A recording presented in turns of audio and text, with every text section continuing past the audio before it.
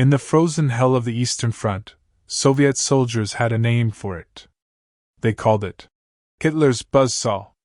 The sound was unmistakable, a tearing, ripping noise that reached 1,200 rounds per minute, faster than any machine gun the world had ever heard.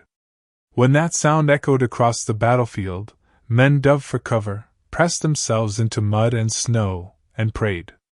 But this weapon wasn't born from some grand vision of German engineering superiority. It was born from desperation. By 1942, Nazi Germany was fighting a war on multiple fronts, and the carefully crafted weapons that had carried them through the early blitzkrieg campaigns were becoming liabilities. The MG-34, Germany's primary machine gun, was a masterpiece of precision engineering, and that was exactly the problem. It required skilled machinists, expensive materials, and countless hours of manufacturing time. As the war consumed men and resources at an unprecedented rate, Germany needed something different. They needed a weapon that could be mass-produced by semi-skilled workers, assembled quickly, and deployed in overwhelming numbers. What emerged from this crisis would become one of the most influential firearms designs in history. The MG-42 wasn't just another weapon. It was a revolution in manufacturing philosophy, a testament to efficiency over elegance, and a design so effective that it would outlive the regime that created it by decades. This machine gun would go on to arm nations across the globe, influence countless derivative designs, and remain in active military service well into the 21st century. The story of the MG-42 is not simply about a weapon. It's about how necessity drives innovation, how wartime pressure can produce designs that transcend their origins, and how a cheap solution to a desperate problem became the standard by which all modern general-purpose machine guns would be measured. From the factories of Nazi Germany to the battlefields of Vietnam, from Cold War Europe to conflicts in the Middle East, the legacy of this weapon would echo through 8 decades of military history. Understanding why this particular machine gun became so influential requires understanding the world that created it, a world where Germany's initial military successes were giving way to the grinding reality of total war, where the industrial capacity of entire nations was being mobilized, and where the old ways of doing things simply could not keep pace with the demands of modern mechanized warfare. The story begins with the MG-34, introduced to the German military in 1934 and representing the pinnacle of interwar weapons design. It was the world's first true general-purpose machine gun, a single-weapon system that could serve as a light machine gun on a bipod, a heavy machine gun on a tripod, or even an anti-aircraft gun. It fired the powerful 7.92 by 57 mm Mauser cartridge at 900 rounds per minute, could quick-change barrels to prevent overheating, and featured impressive accuracy and reliability. But the MG-34 had a fatal flaw for a nation at war. It was expensive and time-consuming to manufacture. Each gun required extensive machining of forgings and steel billets. Skilled workers needed to carefully craft each component to exacting tolerances. The roller-locked bolt system, while effective, demanded precision manufacturing. A single MG-34 required approximately 150 hours of skilled labor to produce, and the cost per unit was substantial. For the early campaigns in Poland and France, when Germany was fighting limited engagements, this wasn't an insurmountable problem. But Operation Barbarossa changed everything. The invasion of the Soviet Union in June 1941 opened a front of unprecedented scale. Millions of men were engaged across thousands of miles of territory. Equipment losses were catastrophic. Weapons that had seemed adequate for the Wehrmacht's earlier campaigns were now being consumed at rates that German industry simply couldn't sustain. The MG-34, for all its virtues, couldn't be produced fast enough to meet demand. Worse, it proved somewhat sensitive to the extreme conditions of the Russian front. Mud, snow, and freezing temperatures all took their toll on its precisely fitted components. German military planners and weapons designers recognized they faced a crisis. They needed to maintain the general-purpose machine gun concept that had proven so effective, but they needed to dramatically simplify production. The solution would require rethinking everything about how a machine gun should be manufactured. This was where Dr. Werner Gruner and his team at Grossfuss AG entered the picture. Gruner's approach was radical for its time. Rather than starting with the desired performance characteristics and then designing a weapon to meet them, he started with manufacturing constraints. What if a machine gun could be made primarily from stamped steel parts rather than machined components? What if it could be assembled from simple subassemblies that required minimal fitting? What if semi-skilled workers in dispersed factories could produce it at a fraction of the time and cost? The design that emerged in 1942 embodied a completely different philosophy. The MG42 used stamped sheet metal for the receiver and many other components. This meant that parts could be rapidly produced using metal presses rather than slowly machined from solid billets. The bolt mechanism, while maintaining the proven roller-locked principle, was simplified. The number of parts requiring precision machining was drastically reduced. Production time dropped from 150 hours to approximately 75 hours, half the time required for its predecessor. Material costs were slashed by using cheaper stamped steel instead of expensive machined forgings. But Gruner and his team didn't just make a cheaper version of the MG34. They made improvements that would prove revolutionary. The rate of fire was increased to between 1,200 and 1,500 rounds per minute, creating that distinctive sound that terrorized Allied soldiers. The barrel change system was improved, allowing an experienced gunner to swap barrels in just seconds. The feed mechanism was made more reliable. Perhaps most importantly, the weapon proved exceptionally tolerant of dirt, mud, and adverse conditions, critical for the realities of combat. Initial testing exceeded all expectations. The weapon was reliable, effective, and could be manufactured at unprecedented speed. The German High Command approved it for immediate mass production, and by late 1942, MG42s were beginning to reach frontline units. Soldiers who had trained on the MG34 quickly adapted to the new weapon, and reports from the field were overwhelmingly positive. The cheap machine gun performed better than the expensive masterpiece it was replacing.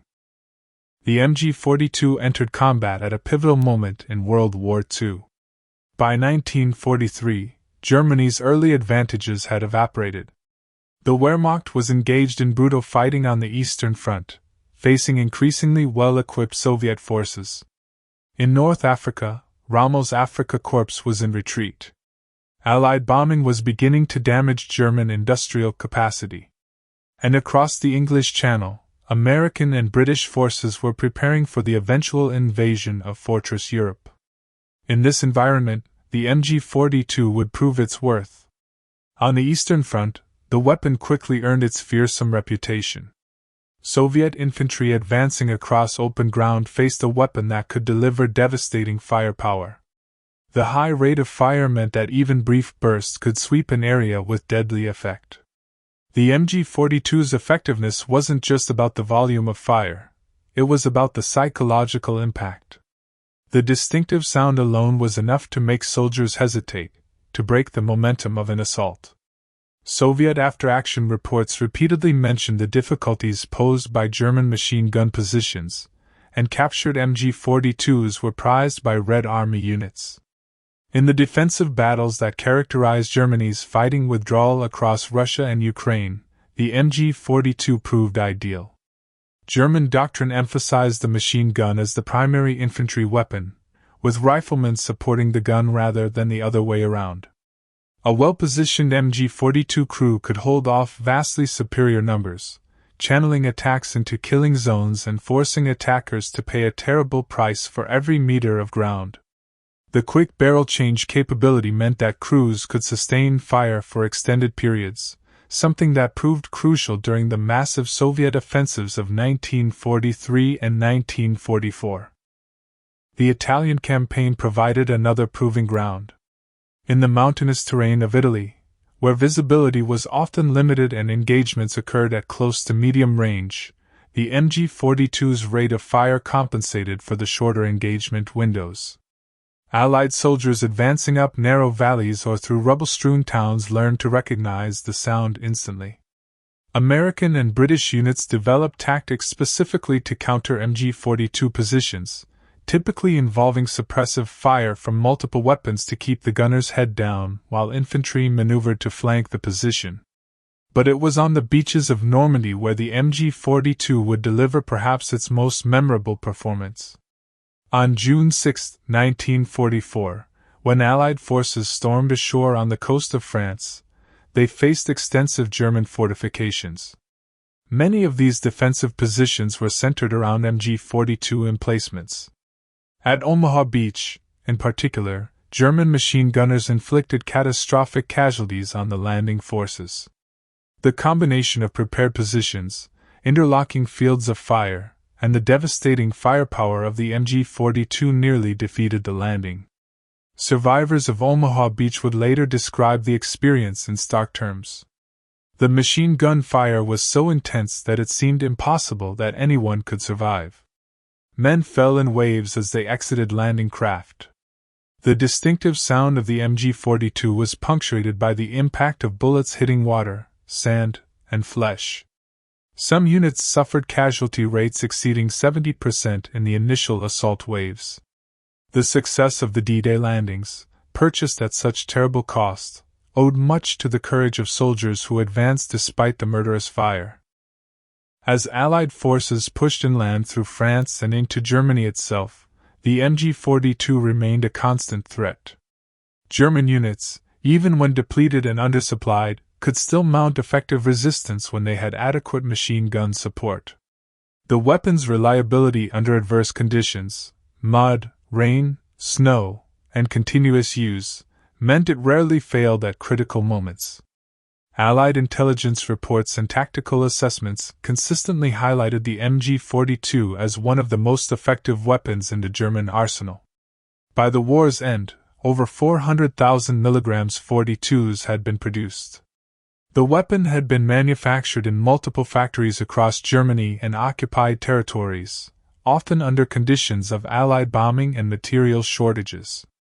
The fact that production could continue under such circumstances validated the original design philosophy: simple, robust, and manufacturable even under the worst conditions.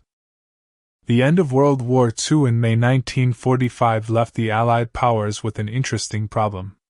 They had just defeated Nazi Germany, but they had also captured hundreds of thousands of German weapons, including tens of thousands of MG-42 machine guns. Military analysts, weapons designers, and ordnance officers from multiple nations began systematically studying these captured weapons. What they found would reshape thinking about infantry firearms for decades to come. American ordnance experts were particularly impressed.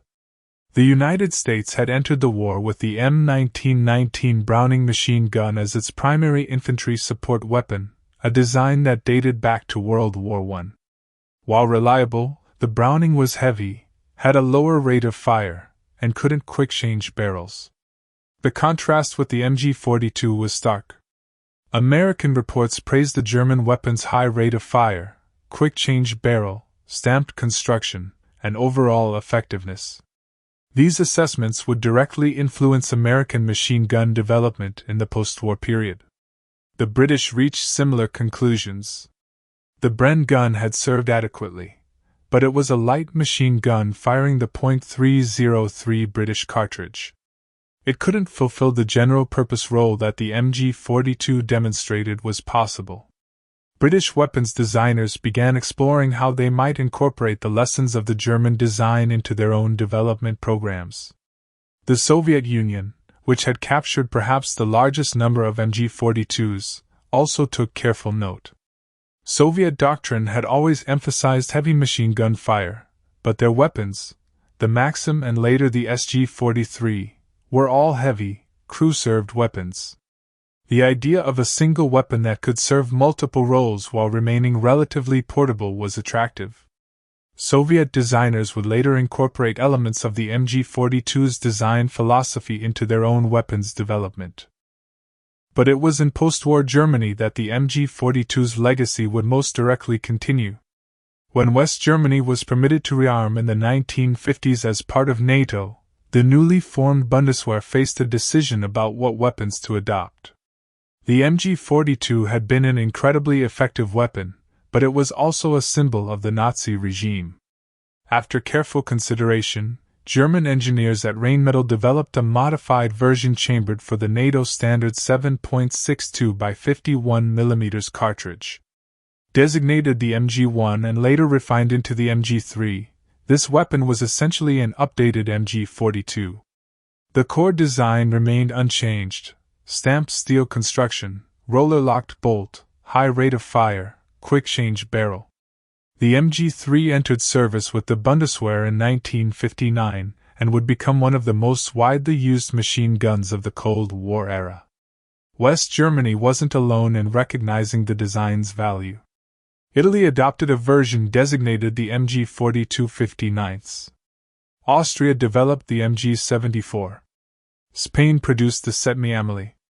Yugoslavia manufactured the Zastava M53. Turkey adopted the MG-3 for its armed forces.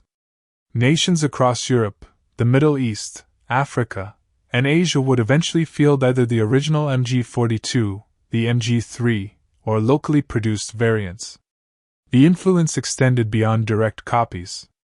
When the United States finally developed a modern general-purpose machine gun in the late 1950s, the resulting M60 showed clear influence from the MG-42's design philosophy, though it used a different operating system. The quick-change barrel, the general-purpose concept, the emphasis on sustained fire capability, all of these reflected lessons learned from studying the German weapon. Even nations with no direct connection to Germany found themselves influenced by the design. When Belgium's FN Herstal developed the MAG machine gun, which would become one of the most successful designs in history and serve with over 80 countries, it incorporated the general-purpose concept pioneered by the MG-34 and perfected by the MG-42. The British would eventually adopt the FN MAG as the L7, and the Americans would later adopt it as the M240, which remains the U.S. military's primary medium machine gun today. The design's influence continued into more recent decades. Modern machine guns like the FN Minimi, the German 121 Hong Kong dollars, and countless others all show the conceptual influence of the MG-42. The idea that a single weapon system should be adaptable to multiple roles, capable of sustained fire through quick barrel changes, and manufacturable using modern production techniques. All of these concepts trace directly back to the design decisions made by Werner Gruner and his team in 1942. Today, more than 80 years after its introduction, weapons derived from the MG-42 remain in active military service. The German Bundeswehr continued using the MG-3 until very recently, only beginning to replace it in the 2020s with more modern designs. Militaries in dozens of nations still field MG-3s and similar weapons as standard equipment. In conflicts across the Middle East, Africa, and Asia, the distinctive profile and sound of MG-42-derived weapons continues to echo across battlefields. This longevity is remarkable for any weapons system, but it's particularly notable for a design born from wartime desperation. The MG-42 succeeded not because it was the most advanced or sophisticated design, but because it was the most practical. It embodied a fundamental insight: effectiveness in combat matters more than elegance in engineering. A weapon that can be manufactured quickly, maintained easily, and operated reliably under adverse conditions will outlast a more sophisticated design that lacks these qualities. The manufacturing innovations pioneered by the MG-42 had implications far beyond military applications. The use of stamped steel components, modular design, and simplified assembly processes would influence manufacturing across numerous industries in the post-war period. The philosophy of designing for manufacturability rather than craftsmanship alone became a cornerstone of modern industrial production. The tactical lessons were equally profound. The MG-42 validated the concept of the general-purpose machine gun, demonstrating that a single weapon system could effectively fulfill multiple roles. This influenced military doctrine worldwide. The emphasis on high rates of sustained fire, enabled by quick-change barrels, became standard practice.